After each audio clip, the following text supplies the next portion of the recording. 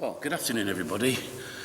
It's great news to think that we can be back at Mass a week on Sunday. So our public Masses will begin here next Wednesday lunchtime at 12. And if you look at the website and you look at the newsletters that we deliver, hopefully you'll see some details about what's going to happen. It'll be great to have everybody back, and we'll be late starting Advent, although officially we start at the weekend, but when we can start together next weekend, week on Sunday, it's better than nothing, isn't it? That's the most important thing.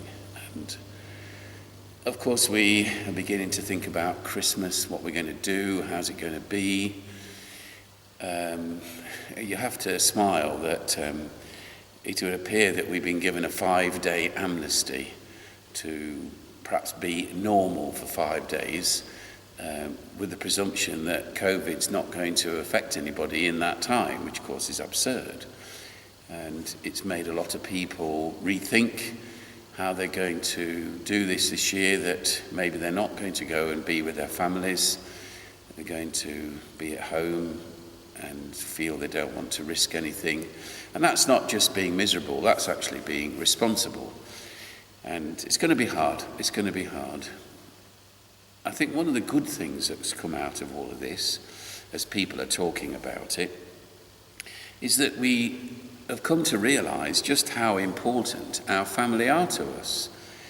Many people, including myself, don't live just next to your family, and you don't see them. And if you do see them, maybe you take them for granted. And so the thought of actually getting together and not feeling miserable is a lovely thing. To see people, you realise this is very, very important, and the rest of the time I've kind of ignored it, really.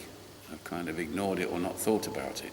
So if it's made us value each other more, then that's a very good thing, and obviously that will be reflected in the Christmas celebration, but hopefully in the future when we realise that, family is very, very important indeed. But Christmas will be different. Of that there is no doubt. I noticed the lights have come on in the town. There was no ceremony, there was no celebrity, there was no fireworks, there was no Tin Hatters Fair. They just came on. And the lights shroud unopened shops, until next week anyway, who can't make a living, restaurants that have had to become takeaways, and it's a kind of a curious thing, isn't it? That here's these, if you like, vestiges of celebration hanging over empty shops that people are losing their livelihood from. There's a curious thing there, isn't it? Not quite sure what it means, but it means something. And of course, Friday is Black Friday. Everything will be fine. You can do all your Christmas shopping online and clog up the internet. And Mr. Jeff Bezos, will be making even more billions as the owner of Amazon. But is that going to do it? And that's really why, for example, we brought in Alternativity, which I spoke to you about recently, just to change people's minds about shopping and buying things, and incessantly buying things that people don't need. And in that period since we started, about 100 people have taken advantage of this way of Christmas shopping, and I hope many more will before the 12th of December. It's not about making money for charity, although that's involved. It's just thinking about what actually are we doing here? Buying things for people that they don't need and not giving things to people that they do need. So I'm hoping that will continue. I'm going to speak to the young people in St. Martin's about it this afternoon. There have been some house blingers starting. This is a beautiful expression that was invented by a young lady who's now an operatic singer called Alice Gilday. The first Christmas I was here, we went around delivering little boxes of chocolates to people, and at that point, 16 years ago, so many houses were completely decorated, and Alice sat in the back of the car and said, "Don't these house blingers make you sick?" Which has always stayed with me, really. But I've noticed that there's a few houses sprouting lights now, and it's like a desperate attempt to make yourself feel happy. Of course, Christmas itself has pagan roots. It was originally a Roman pagan festival called Saturnalia, and there would be all sorts of indulgence, overeating. There would be gifts given, there would be trees taken home and decorated in some form or another, and there'd be some rather bizarre practices which doesn't really do to go into. And it only became a Christian festival rather latterly. It was in the 4th century when the emperor became a Christian. They began to associate the birth of our Lord with this pagan festival of 5 days, funnily enough, as we'll have this year. And then in the 6th century it came to United Kingdom, and in the 9th century it was proclaimed as a feast. St. Francis invented the crib. The Victorians brought about the Christmas tree. Santa was, of course, a representation of St. Nicholas, who was a 4th century Turkish bishop. But he was associated with giving gifts to children, and through the centuries his figure has morphed until 1931, when, would you believe, Coca-Cola decided to create him as a person in a red garment, which of course is the colour of that famous beverage. So Santa is again a rather recent innovation. But this is what we've inherited, and all these things are what we expect, and people feel the need to celebrate, but sometimes they don't know quite what they're celebrating. And when you think that we're actually celebrating the birth of a child who was a homeless refugee and vulnerable, the manner of our celebration seems to be a bit out of hand, doesn't it? I remember 2 things I want to say to this morning. One's very funny, one's quite serious.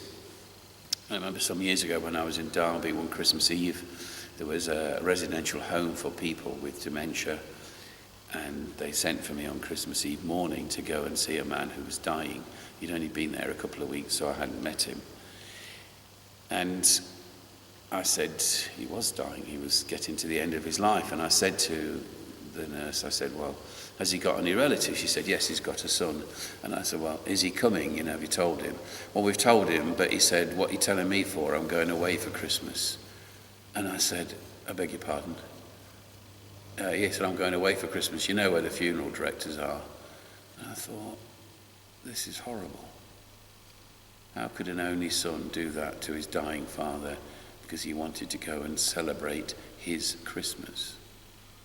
And I went a couple of times during the day, and it was me that was sitting with this man at 3 o'clock on Christmas morning, just after going to bed after midnight mass.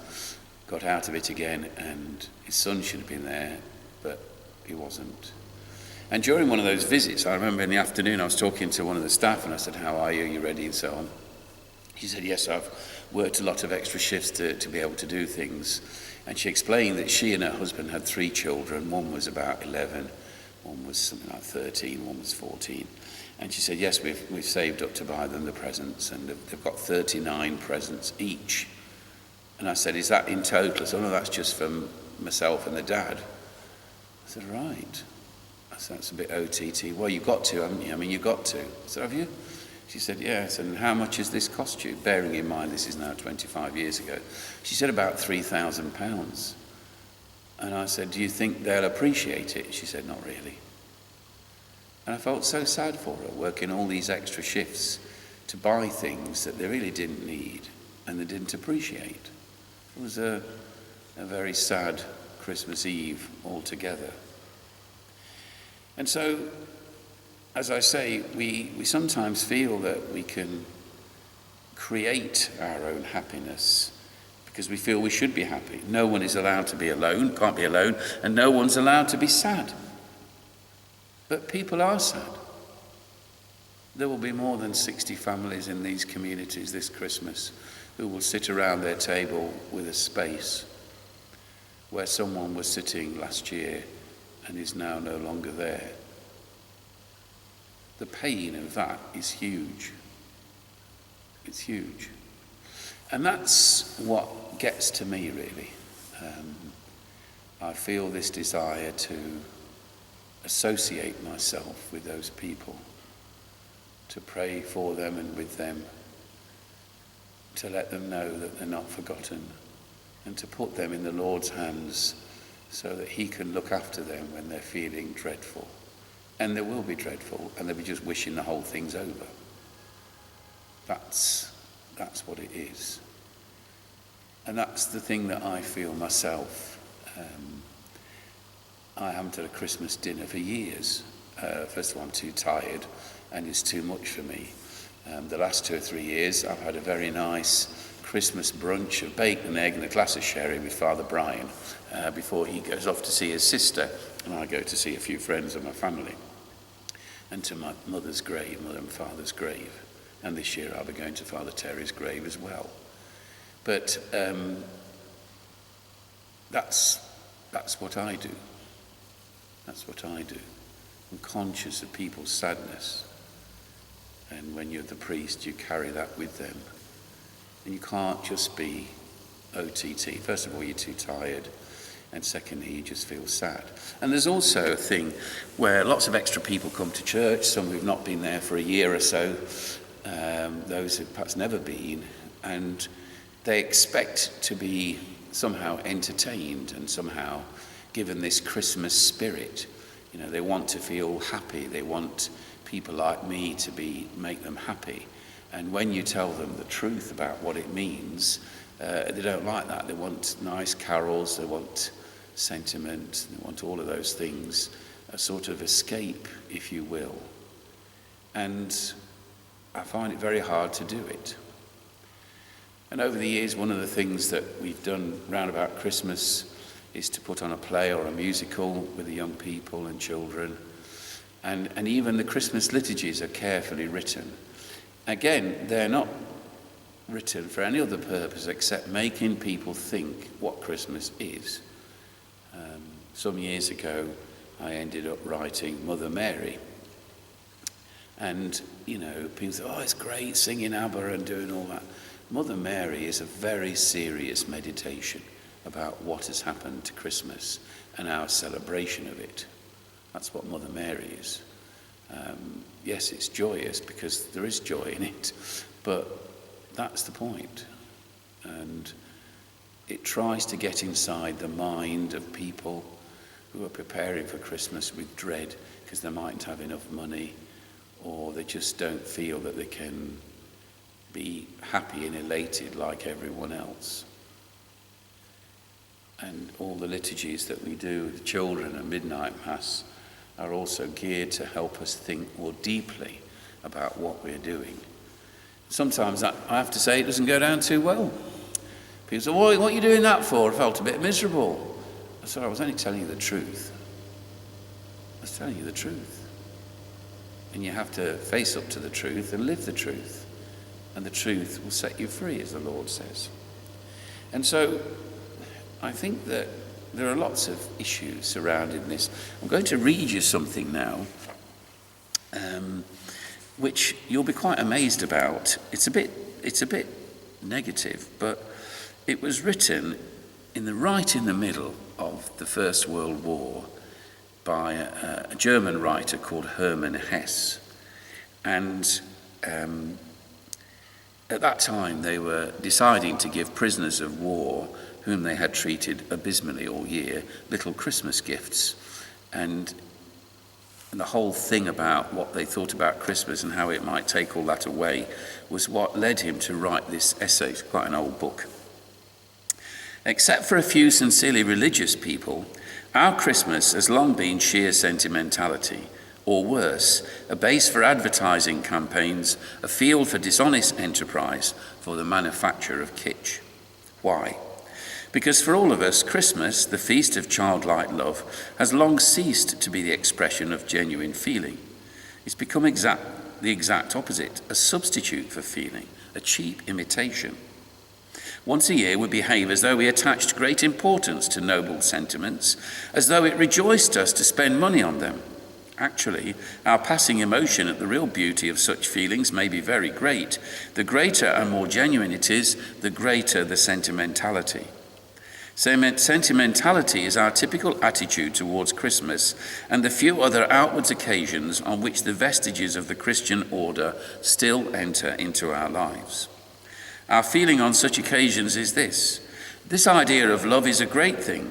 How true that only love can redeem us, and what a pity that our circumstances allow us the luxury of this noble sentiment only once a year, that our business and other important concerns keep us away from it the rest of the time. Such feeling has all the earmarks of sentimentality, because it is sentimentality to comfort ourselves with feelings we do not take seriously enough to make sacrifices for, to convert into actions. Before we celebrate another Christmas, before we try once again to appease our one eternal and truly important yearning with mass-produced imitation sentiment, let us face up to our wretched situation. No idea or principle is to blame for all our wretchedness, for the nullity, the coarseness, the barrenness of our lives, for this war and hunger and everything else that is evil and dismal. We ourselves are to blame. And it is only through ourselves, through our insight and our will, that change can come about. Light the Christmas candles for your children. Let them sing carols, but don't delude yourselves, don't content yourselves year after year with the shabby, pathetic, sentimental feeling you have when you celebrate your holidays. Demand more of yourselves. Love and joy and the mysterious thing we call happiness are not over here or over there. They are only within ourselves. That's tough, isn't it? And that's 1917. It's very tough. So maybe things will be different. Maybe we will value our families more. Maybe we will value our faith more. And see that we're celebrating the birth of our Saviour and knowing what He's come to save us from ourselves, and be content in that and drawn into the mystery of the crib. We have Advent to think about it, to prepare for it, and so on. And I hope that we will celebrate our masses at Christmas simply, honestly, but also with hope and not a little joy. Do we want it to be as it was before? Can it be what it was before? Who knows? And just to finish with something quite outrageous, because that's a fairly serious thing I've just said to you. One Christmas evening, many, many years ago, could be, 30 years, more than 30 years ago, I was a curate in Nottingham, and I had my Christmas dinner with my parish priest, and I went to my family for tea and came back as he had demanded that I did that evening. And when I got in the door, he said, "Oh, someone's died in the Queen's Medical. Will you go up there and, do the necessary?" And I said, "Yes." Up I went to the Queen's Medical Centre and to the A&E department, and there was this man lying on the trolley, bless him, who died, with his family standing round him. And I said to them, "I'm really sorry for your loss. It's a terrible thing to happen, but particularly on Christmas Day, which makes it more poignant." To which the reply was, "Ah, but he's had a good Christmas." I said, "I beg your pardon?" "He's had a good Christmas." I said, "But he's, died." He's died, Ah, it's a shame, but he's had a good Christmas. I thought, right, you should have seen him opening his presents. What? He loved it, loved it. He was laughing and joking. He had a great time. Dinner, he had 2 helpings. Yeah, he did, didn't he? And a big drink. He's had a good Christmas. I said, but he's died. Oh, well, it's a shame. But he's had a good Christmas. As if that made any difference. And then there was a pause, and I swear to you, this is true. One turned to the other and said, you know that cardigan you bought him for Christmas? That might fit me, you know. I thought, what?